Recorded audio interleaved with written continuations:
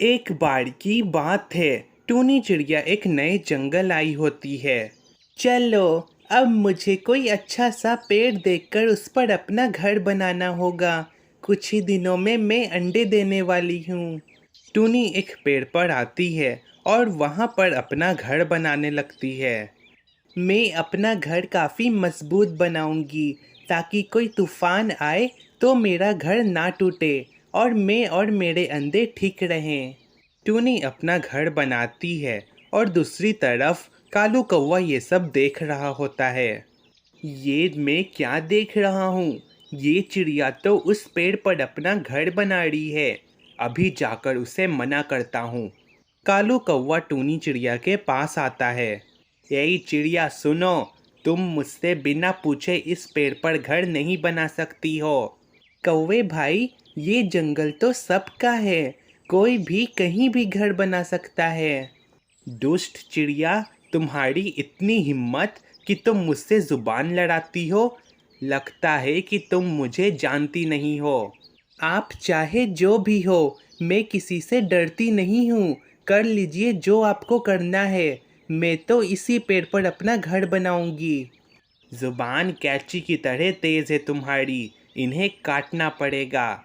ऐसा कहकर कालू कौवा वहाँ से चला जाता है और टूनी अपना घर बनाने लगती है। मुझसे ये सब देखा नहीं जा रहा है। इस जंगल में सभी पक्षी मुझसे डरते हैं, मगर ये नई चिड़िया मुझसे जुबान लड़ाती है। मुझे इसको सबक सिखाना पड़ेगा। ऐसा कहकर कालू कौवा अपनी टुनटुन मौसी के पास आता है, जो कि बहुत झगड़ैलू थी। टुनटुन मौसी, मेरी मदद कीजिए। चिल्लाओ मत, मेरा बेटा अभी सो रहा है। अगर मेरा बेटा उठ गया तो मैं तुम्हें जिंदा जमीन में गाड़ दूंगी। मुझे माफ़ कर दीजिए टुनटुन मौसी, मुझे आपकी मदद चाहिए। चलो बताओ क्या बात है। टुनटुन मौसी, मेरे घर के सामने एक नई चिड़िया आई है और वो मुझसे बिना पूछे उस पेड़ पर अपना घर बना रही है और मुझसे ज़ुबान भी लड़ाती है। लगता है वो चिड़िया काफ़ी टेढ़ी है। ऐसी ऐसी चिड़िया को सीधा करना मुझे आता है। ले चलो मुझे उस चिड़िया के पास। जी टुनटुन मौसी। कालू कौवा टुनटुन मौसी को टूनी चिड़िया के पास लाता है। हाँ जी, मेरा भतीजा बोल रहा है कि तुमने उससे बदतमीजी की। एक बात ध्यान से सुन लो, इस जंगल में हमारा राज चलता है। देखिए, मैंने कुछ नहीं किया। मैं बस इस पेड़ पर रहने के लिए अपना घर बना रही हूँ। टुनटुन मौसी ये घर बना रही है, मगर इसने मुझसे घर बनाने के बारे में पूछा नहीं। मैं बात कर रही हूँ ना, तो तुम चुप रहो। देखो चिड़िया, जैसा हम बोलेंगे तुम्हें वैसा ही करना है और हमसे बिना पूछे कुछ नहीं करना है, समझी? मेरी माँ ने मुझे सिखाया है कि किसी से भी डरना नहीं, उसका डट कर सामना करना। मेरा जो मन करेगा मैं वो करूँगी। मुझे किसी से पूछने की ज़रूरत नहीं है। ये ऐसे नहीं समझेगी। टुनटुन मौसी और कालू कौवा गुस्से में वहाँ से जाते हैं और अब टूनी का घर बन जाता है। चलो, मैंने अपना घर बना लिया। अब मैं आराम से यहाँ अंडे दे सकती हूँ, कोई दिक्कत नहीं होगी। टुनटुन मौसी, अब हम क्या करें? मेरा एक दोस्त है, चील।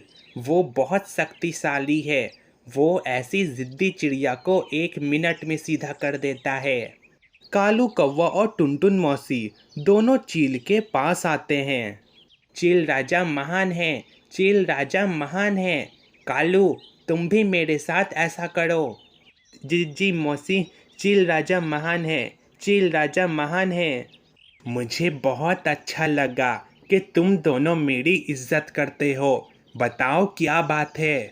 चील राजा, ये मेरा भतीजा कालू है।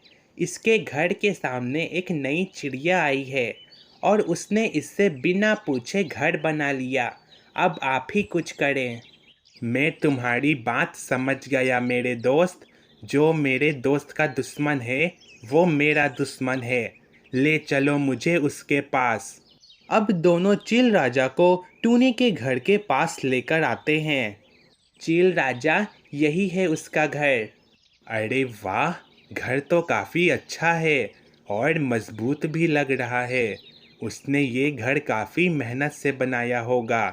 घर में कोई है? जल्दी बाहर आओ। टूनी चील की आवाज़ सुनकर बाहर आती है। जी बताएं, आप मुझे क्यों बुलाया? मासूम मत बनो, तुमने यहाँ हमसे बिना पूछे घर क्यों बनाया? मैं हूँ ना यहाँ पर, तो तुम चिल्ला क्यों रही हो? सबकी अम्मा मत बनो। हाँ जी, मैं तुम्हें ये बताने के लिए आया हूँ कि तुम अपना घर खाली कर दो। मुझे तुम्हारा घर पसंद आ गया है, अब से मैं यहीं रहूँगा। देखिए, ये घर मैंने बहुत मेहनत से बनाया है, आप मेरा घर नहीं ले सकते। मैं तो इसी घर में रहूँगा, तो तुम क्या कर लोगी? मुझसे लड़ोगी? आप मुझसे बहुत ताकतवर हैं, आपसे लड़ नहीं सकती मैं। बस आपसे विनती करती हूँ, आप मेरा घर ना लें। कुछ ही दिनों में मैं अंडे देने वाली हूँ। ये मेरा आखिरी फैसला था, अपना घर खाली कर दो, वरना मैं तोड़ दूँगा। ना चाहते हुए भी टूनी को अपना घर छोड़ना पड़ता है और अब चील उस घर में रहता है। मैं कुछ ही दिनों में अंडे देने वाली हूँ, अब मैं अपने अंडे कहाँ दूँ? मेरे पास तो कोई घर नहीं है। टूनी को रोते देख तोता वहाँ पर आता है। क्या हुआ बहन, तुम रो क्यों रही हो? तोते भाई, मैं अंडे देने वाली हूँ, मगर मेरा घर उस चील ने ले लिया। अब मुझे कुछ समझ नहीं आ रहा है कि मैं अंडे कहाँ दूँ।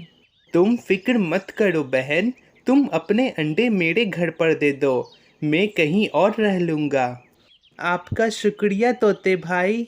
अब टूनी तोते के घर में अपना अंडा दे देती है।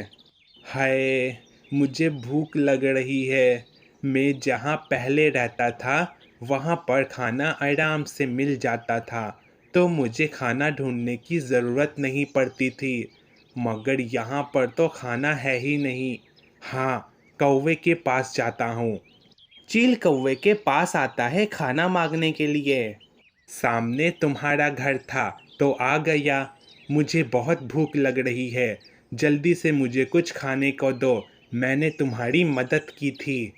कालू कौवा मन में सोचता है, अरे टुनटुन मौसी ने ये कौन सी नई मुसीबत मेरे गले छोड़ दी, अब मैं इसे खाने को क्या दूं? मैंने तुमसे कुछ कहा, मुझे भूख लग रही है, जल्दी से मुझे कुछ खाने को दो, वरना तुम मेरा गुस्सा जानते हो। ये सुनकर काला कौवा डर जाता है। चील राजा, मेरे पास खाने को कुछ नहीं है, मेरे पास बस थोड़ा सा धान है, अगर आप चाहें तो वो खा सकते हैं। कौवे, तुम्हारा दिमाग खराब तो नहीं ना हो गया? मैं चील हूँ, मैं घास फूस नहीं खाता हूँ, मुझे मांस दो। मांस? मुझे माफ़ कर दीजिए, मेरे पास कोई मांस नहीं है। चील थोड़ी देर तक कालू कौवे को देखता है और फिर बोलता है, देख कौवे, अगर मुझे कोई मांस नहीं मिला ना तो मैं तुम्हें खा जाऊंगा, वैसे भी मुझे बहुत भूख लग रही है।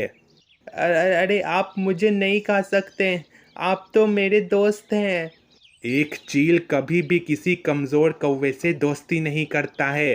अब बस बहुत हुआ, मुझे बहुत भूख लग रही है, मैं तुम्हें खा जाऊंगा। चील काले कौवे को मार देता है और उसे खाने लगता है। काले कौवे को अपनी करनी का फल मिल जाता है और यहाँ पर हमारी ये कहानी ख़त्म होती है।